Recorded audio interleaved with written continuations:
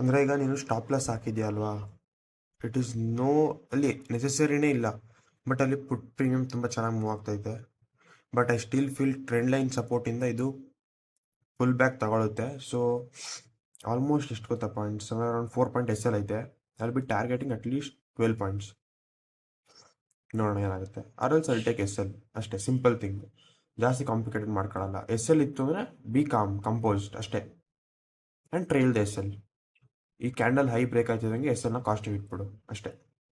Same ಈಗ almost ಆ candle high ಹತ್ರ ಇದೆ, ಸೊ ನಾನು ಎಸ್ ಎಲ್ನ ಟ್ರೈಲ್ ಮಾಡಿದ್ದೀನಿ ಅಲ್ಲಿಗೆ, ಇದನ್ನು ಟ್ರೈಲ್ ಮಾಡಿಬಿಡ್ತೀನಿ. ಸೊ ಆಲ್ಮೋಸ್ಟ್ ಅಬೌವ್ 500 ಇಲ್ಲ 600 ಪ್ರಾಫಿಟ್ ಆದರೆ I will book. So at will be 1:2 hours ಸಿಗಬೇಕು ಅಟ್ಲೀಸ್ಟ್ ನನಗೆ. ಆ್ಯಂಡ್ ಇಲ್ಲಿ ಈ ಕ್ಯಾಂಡಲ್ ಲೋ ಏನಾದ್ರು ಬ್ರೇಕ್ ಆಯಿತು ಅಂದರೆ ನಂಗೆ ಇನ್ನೂ ಒಳ್ಳೆ ಮೊಮೆಂಟಮ್ ಸಿಗುತ್ತೆ. ಸೊ ಅಲ್ಲಿ ವೆಯ್ಟ್ ಇಟ್ ನೋಡೋಣ ಏನಾಗುತ್ತೆ. ಲಾಸ್ ಅಂತೂ ಮಿನಿಮಮ್ ಆಗುತ್ತೆ, ಮಿನಿಮೈಸ್ಡ್ ಇಟ್ಟು ಅಟ್ಲೀಸ್ಟ್ 1 or 2 ಪಾಯಿಂಟ್ಸ್ ಅಷ್ಟೇ. But profit is in running, simple ಇಷ್ಟೇ. ಇಲ್ಲಿ ಸ್ವಲ್ಪ ಈ ಬ್ರೇಕ್ ಆಗಬೇಕು, ಈ ಹೈ ಕ್ಯಾಂಡಲ್ ಏನೈತಲ್ಲ ಇಲ್ಲಿ ಬ್ರೇಕ್ ಆದರೆ I can find A good momentum. ನನಗೆ ಆಲ್ಮೋಸ್ಟ್ 1:1 ಸಿಕ್ತು. ಲೈಕ್ ನಾನು ಈ ಕ್ಯಾಂಡಲ್ ಹೈ ಬ್ರೇಕ್ ಆಗಬೇಕಿತ್ತು, ಬಟ್ ಅಷ್ಟೊಂದು ನೀಟಾಗಿ ಪ್ರಾಪರಾಗಿ ಬೇಕಾಗಿಲ್ಲ.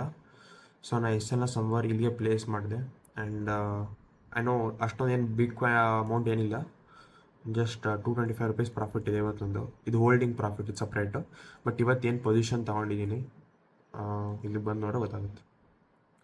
225 rupees ಪ್ರಾಫಿಟ್ ಇಲ್ಲಿದೆ ಅಷ್ಟೇ, ಸಿಂಪಲ್. 81ಗೆ ಬೈ ಮಾಡಿದೆ ಆ್ಯಂಡ್ 84ಗೆ ಸೆಲ್ ಮಾಡಿದ್ದೀನಿ.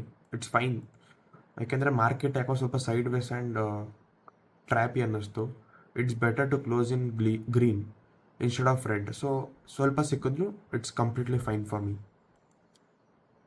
ಏನಾದ್ರು ಒಳ್ಳೆ ಸೆಟಪ್ ಕಾಣಿಸಿದ್ರೆ before 3 PM I might trade, or else ನಾಳೆ ಎಕ್ಸ್ಪೈರಿ ಐತೆ, I will do some analysis for ನಾಳೆ ಏನು ಎಕ್ಸ್ಪೈರಿಗೆ ಏನು ಮೊಮೆಂಟಮ್ ನೋಡಬೇಕು ಅದನ್ನು ಪ್ರಿಪೇರ್ ಮಾಡ್ತೀನಿ. And I am done today ಅಷ್ಟೇ.